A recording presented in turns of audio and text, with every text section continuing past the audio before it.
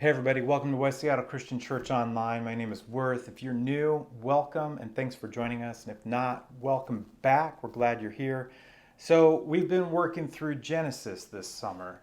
The first 11 chapters we called the preface.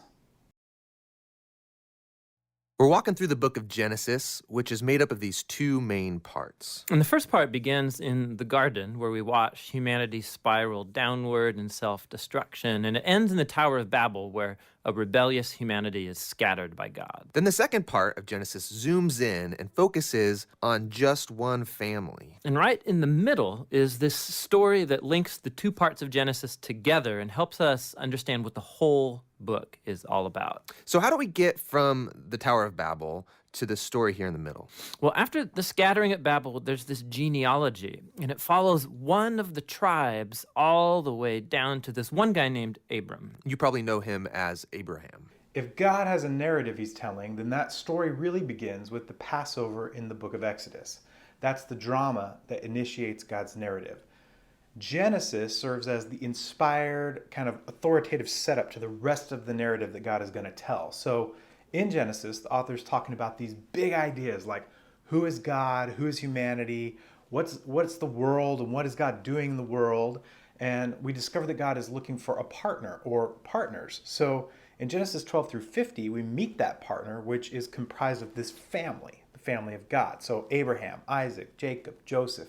These are the people that you're going to meet in Genesis. And we've been learning as we walk through the life of Abraham what God's people, his household, his family is. He calls it his Bet Av. So Bet Av is, what does it mean to be a part of God's family, this household that God is partnering with? And we have learned that God is looking for a people who are willing to be self-sacrificial, and that this requires trust.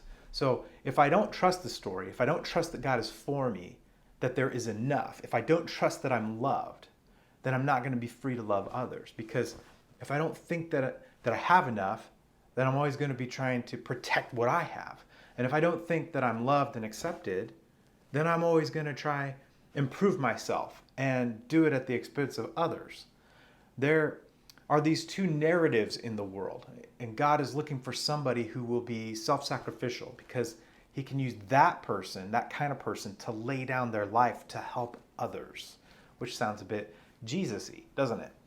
Well, God is teaching his people how to take care of everybody within the Bet Av, the household. He's teaching Abraham what it means to look out for everyone, whether they're literally part of his genetic family, his adopted family, or a servant in his household. And he's also been teaching Abraham how to care for people outside his Bet Av, outsiders, foreigners, people with different color, skin, and languages and ethnicities. Everybody else, everyone. God is looking for a people of radical hospitality. So hospitality, radical generosity, radical love, radical self-sacrifice.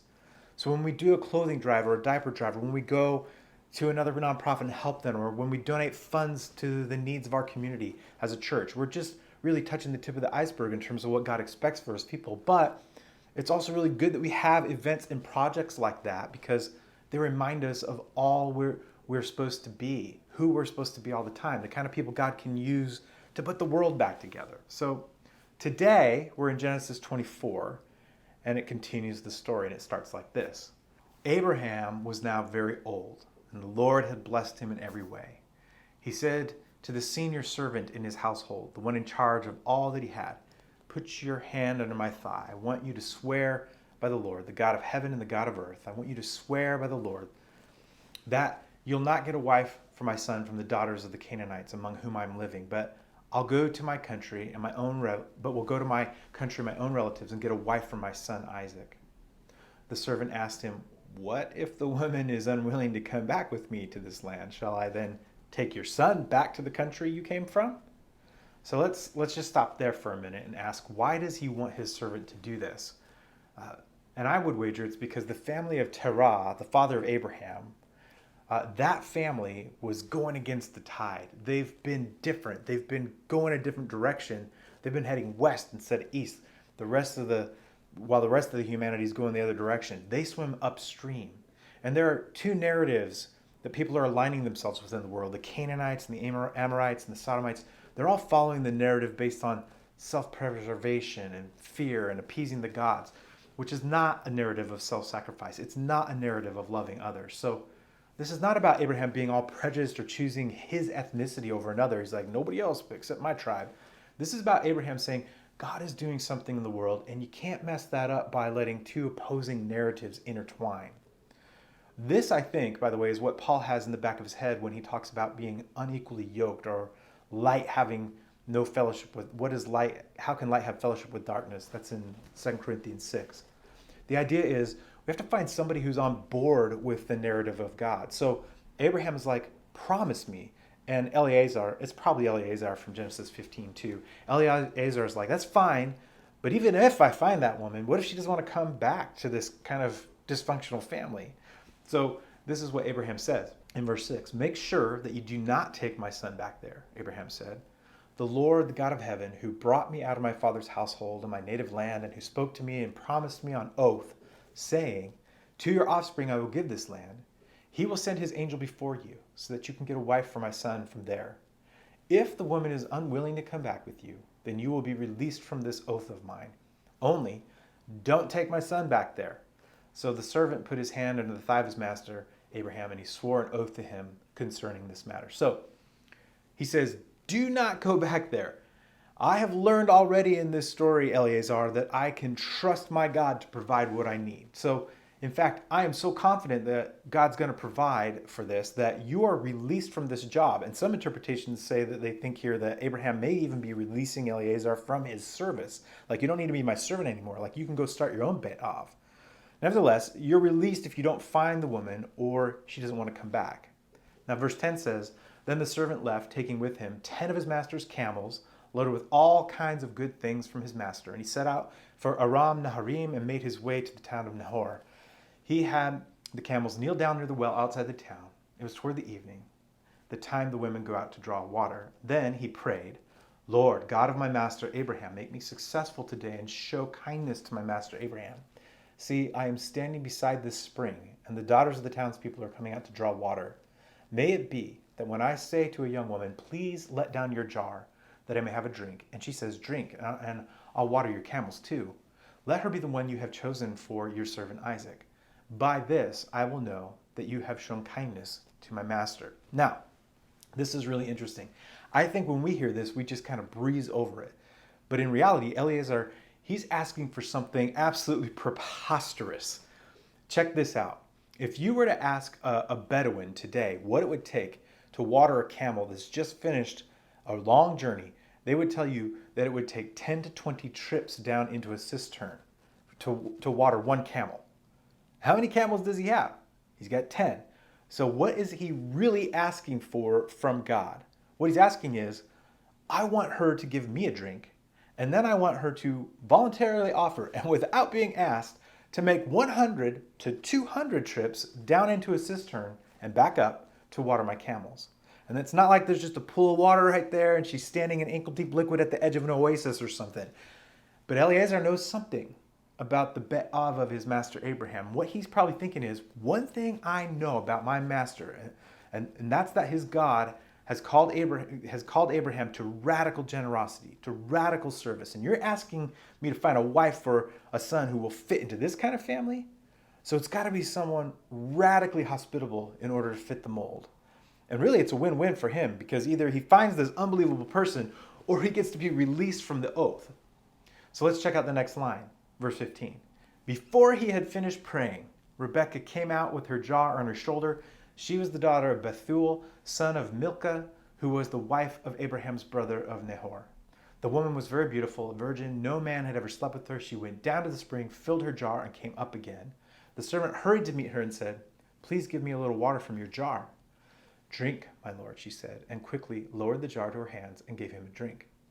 After she had given him a drink, she said, I'll draw water for your camels too, until they have had enough to drink. So she quickly emptied her jar into the trough, ran back to the well to draw more water, and drew enough for all his camels. Without saying a word, the man watched her closely to learn whether or not the Lord had made his journey successful. I mean, don't you just love that? He watched her closely to see if this journey had been successful. I mean, it's like God is like, I want this. And God's like, yeah. She's right there. And I just imagine him sitting there going, you have got to be kidding me. Like, this is not happening. Verse 22, when the camels had finished drinking, the man took out a gold nose ring weighing a beka and 2 gold bracelets weighing 10 shekels. Then he asked, whose daughter are you? Please tell me, is there room in your father's house for us to spend the night? She answered him, I'm the daughter of Bethuel, and the son that Milcah bore to Nahor. And she added, we have plenty of straw and fodder, as well as room for you to spend the night.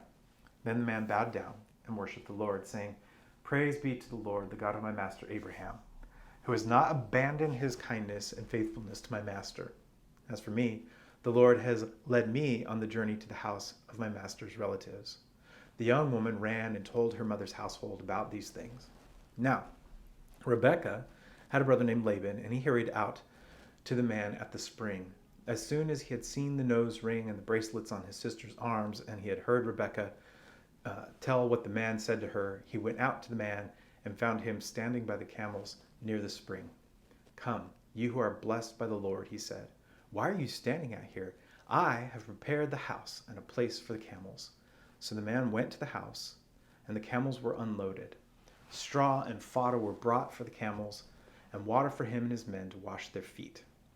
Then food was set before him. So, they're always prepared to host a whole caravan of camels and all the people. What's going on here? Well, I'll tell you what. This family, these sons and daughters of Terah, where Abraham came from, this family, there is something radical about them. And what you need to know is that hospitality here isn't just serving people some coffee or a glass of wine when they come over to your house, or a little dessert or something, and they stay a while and then you leave and you can go back to your regular routine for the evening after they leave. No, this is a radical posture that says, I am dropping my whole agenda. I'm going to drop my entire schedule. I'm going to put aside my plans today because you have come into my life right now and I want to bless you. Because that is who God is. And what we're talking about is, you've come into my life, so here I am. And God has taught me to be a person who will give whatever I have to you. So then it says, then food was set before him, but he said, I'm not going to eat until I've told you what I have to say. And then Laban says, tell us what you have to say. And then there's this whole bit where Eleazar just tells the whole story over again. So we'll skip ahead to after he gets done telling that and then go to verse 50. Laban and Bethuel answered, this is from the Lord. We can say nothing to you one way or the other. Here is Rebekah. Take her and go, and let her become the wife of your master's son, as the Lord has directed. When Abraham's servant heard what they said, he bowed down to the ground before the Lord. Then the servant brought out gold and silver, jewelry, and articles of clothing, and gave them to Rebekah. He also gave costly gifts to her brother and to her mother. Then he and the men who were with him ate and drank and spent the night there. So, it's amazing. Let me bless you. And they're like, no, let me bless you. And he's like, no, let me give you this. Let me give you this stuff. Let me give you this. And what's going on here? There's gifts and more gifts. And obviously there's a bride price and there's a betrothal going on here. But the generosity seems to go beyond that. And when they got up the next morning, he said, send me on my way to my master. And this is right before verse 55. And in verse 55 it says, but her brother and her mother replied, let the young woman remain with us 10 days or so, and then you may go. So first it's like, you can go, she's going to go. And now it's like, no, wait a minute. Well, is she going to go? It was looking like she would, but now we're not so sure. And by the way, this story right here, I believe this is the story that Jesus is referencing when his mother and brothers show up and he's with his disciples and he's like, who are my mother and brothers? These people are my mother and brothers, is what he says. The people who do what my Father wants are my mother and my brothers. And I think Jesus is talking about this story because it's the only other place in the entire Bible besides that story that involves Jesus where a mother and brothers are mentioned together in the same place. It's the only other place in the Bible. I think Jesus is saying, my family are the people who want to be committed to the economy of the kingdom, which is radical hospitality, radical generosity, radical faithfulness, radical love. That's my family, and that's what it means to be a part of God's bet of. So now, what is Rebekah going to do? Verse 56. But he said to them, "Don't detain me. Now that the Lord has granted success to my journey, send me on my way so I may go to my master." Then they said, "Let's call the young woman and ask her about it." So they called Rebekah and asked her, "Will you go with this man?" "I will go," she said. So they sent their sister Rebekah on her way, along with her nurse and Abraham's servant and his men. And they blessed Rebekah and said to her, "Our sister, may you increase to thousands upon thousands. May your offspring possess the cities of their enemies." Then Rebekah and her attendants got ready and mounted the camels and went back with the man. So the servant took Rebekah and left. Now, we could end right there. Another story of radical hospitality. But to see how it all ends up with Rebekah and Isaac, we need to grapple a little bit more with the story we talked about last week in Genesis 21-22, with, Abraham being willing to sacrifice Isaac. And we're not going to read that story again, but remember how it ends. At the end of Genesis 22, we see Abraham not kill Isaac, and then he comes down the mountain. And there's this interesting detail here that's often overlooked in that story. Why doesn't Isaac come down the mountain?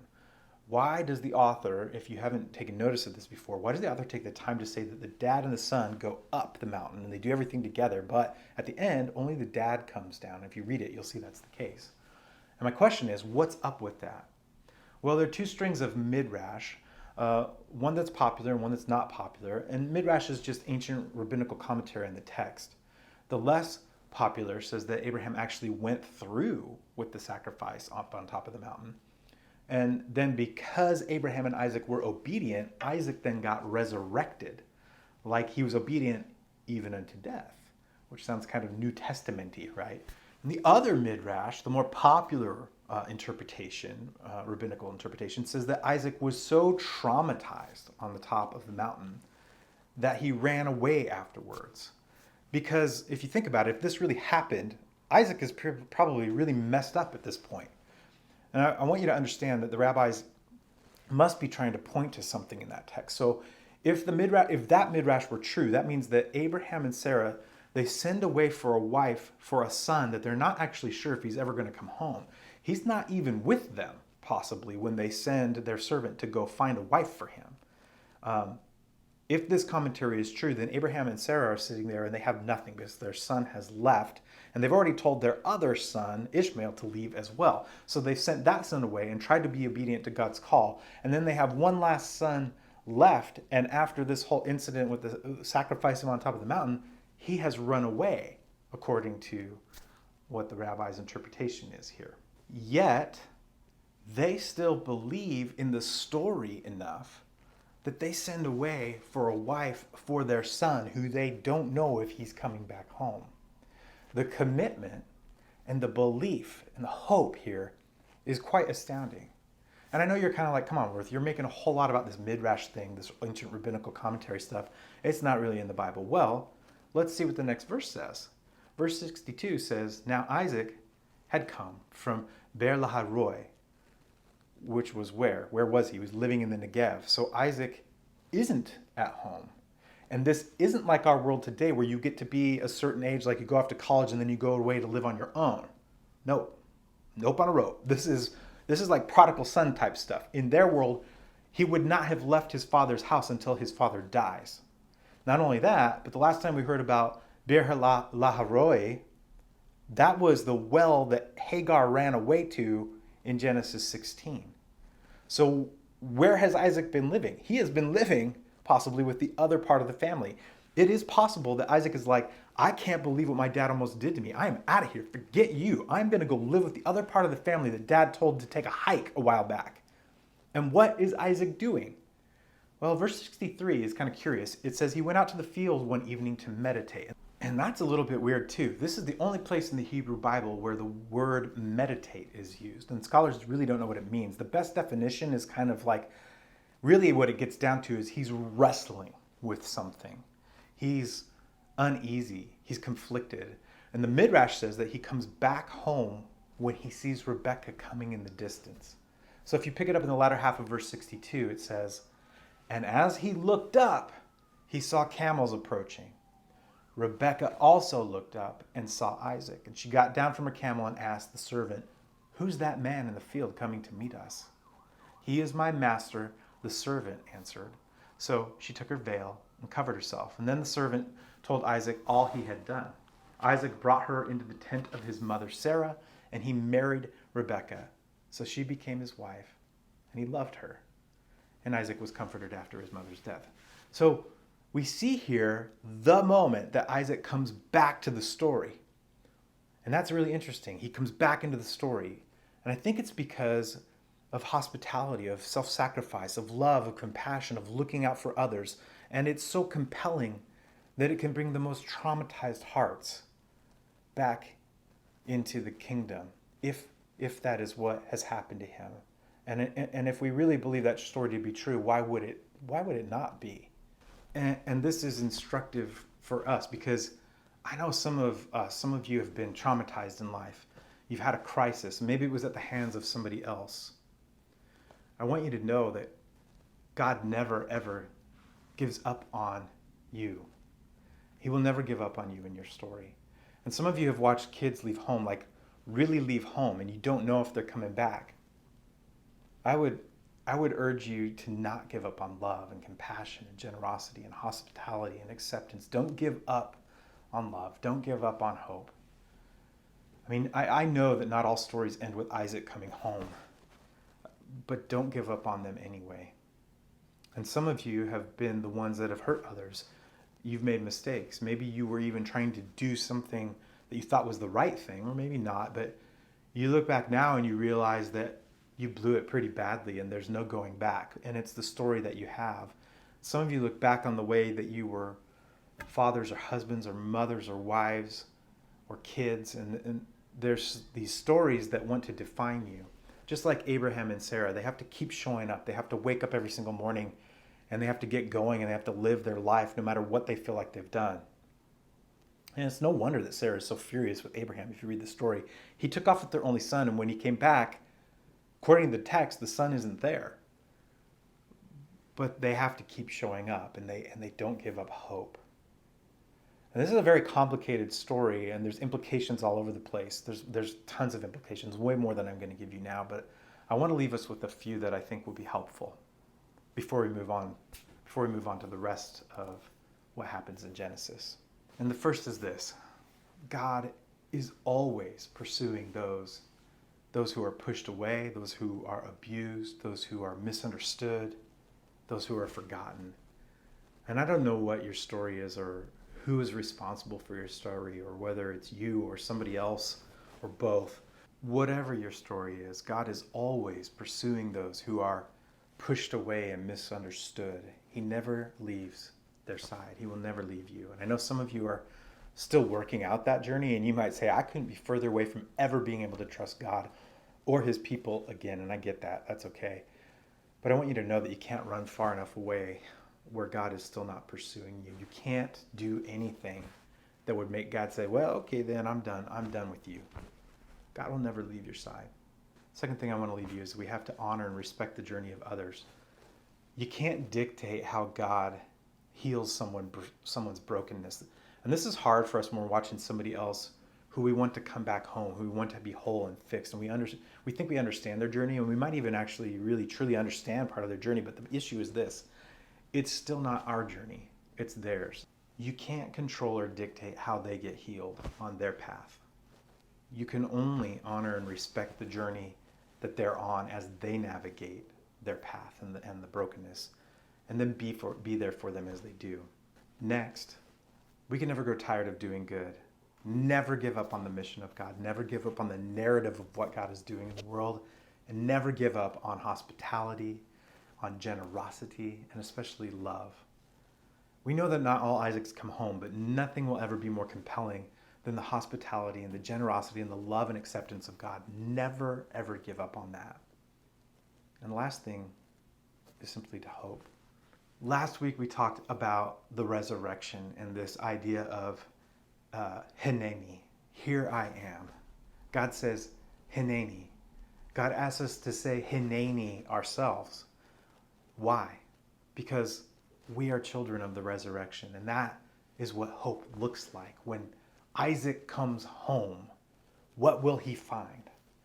Hopefully, a family in a Be'av who say, Hineni. We've never left, and we're still here, and we're with you, and we're for you. Hopefully Isaac shows up and walks to the door and says, Hineni himself, here am I. And it's all because God, at every juncture along our way, through every hard thing, has looked at us and he has said, Hineni, here I am. You are going to make it. Until next time, my friends, I'm Worth Wheeler for West Seattle Christian Church Online. Stay rooted and deep in Jesus, produce good fruit, show up, and trust to hope.